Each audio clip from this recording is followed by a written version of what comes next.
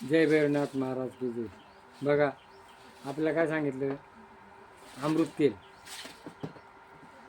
तेल हे बावन्न रोगाला सांगितलं, दाताचे विकार सांगितले, गॅस सांगितला, एसिडिटी सांगितली.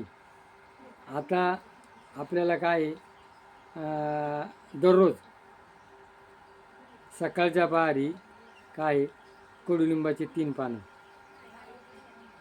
जांबाचे 3 पानं आणि आंब्याचे 3 पानं हे जर गेलं तर पोटातले विकार नाहीसे होतात. आता लहान मुलाला जंत झाले,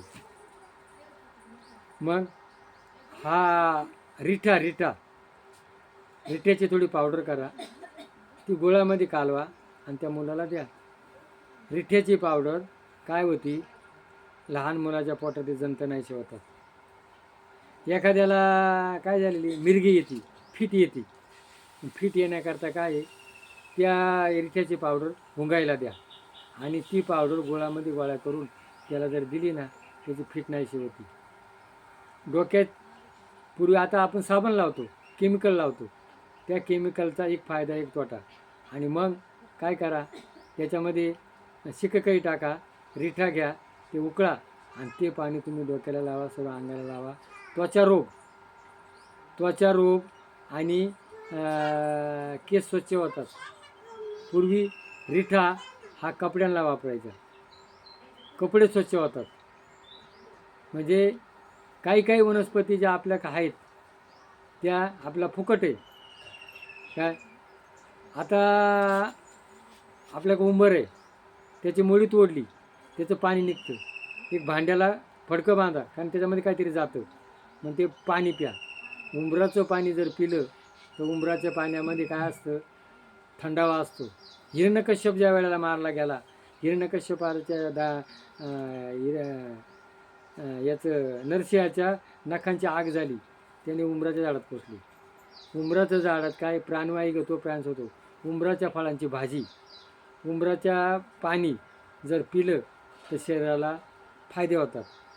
आता वडाचा चीक घ्या, वडाच्या चिकानं काय असतं, दात स्वच्छ होतात, दात आवळले जातात. बत्ताशे घ्या, बत्ताशेवरती वडाचा चीक टाका, ते जर खाल्लं तर पुरुषाचं वीर्य वाढतं, शक्ती वाढतं. म्हणून आपल्या पूर्वजांनी काय केलं, हे ज्या वेळेला बाया पूजा करायला जातात, वडाचे पानं, पिंपळाचे पानं, बेलाचे पानं, हे तुळस, हे काय घेतलं, त्याच्यामध्ये प्राणवायू हात लागला तरी संजीवनी होती.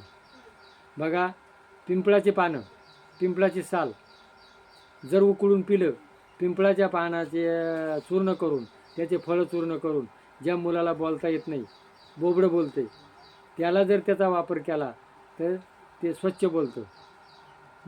आसमंतारा, अक्कलकाला पावडर, पिंपळाच्या सालीची पावडर आणि ज्येष्ठमध एकत्र करून जर मुलाला मधामध्ये चाटायला जर दिलं ना, तर बोबडं बोलणारं मूल चांगलं बोलतं.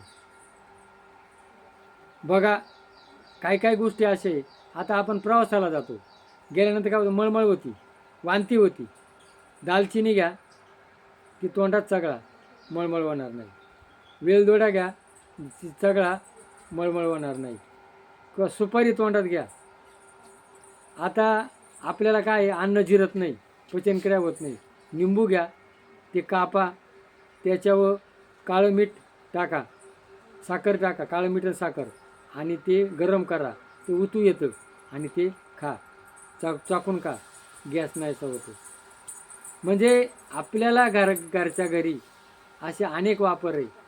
ते जर आपण केलं तर आपल्याला काय होतं, पैशाची बचत होती. आणि आयुर्वेदाचं असं आहे, गाजराची पुंगी वाजली तर मोडून खाली, याच्यात जरी गुण आला नाही, साईड इफेक्ट नाही.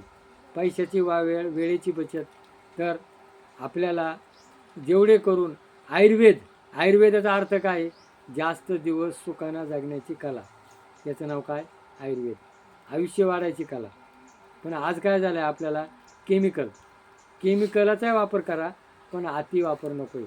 अति केमिकलचा वापर केल्यामुळं त्याचा आपल्या किडण्यांवर त्रास होतो. म्हणून डॉक्टर लोकसुद्धा या केमिकल गोळ्या आहे ना, या काय आपल्याला मापान देतात, आणि मापानं घ्या. आयुर्वेदाचा अभ्यास करा आणि जर पटला असेल तर आता आयुर्वेदावर तुम्हाला जास्त जेवढी मला माहिती आहे तेवढी आपल्याला सांगण्याचा प्रयत्न करणार आहे. सदस्य व्हा, क्लिक करा. जय भैरवनाथ महाराज की जय.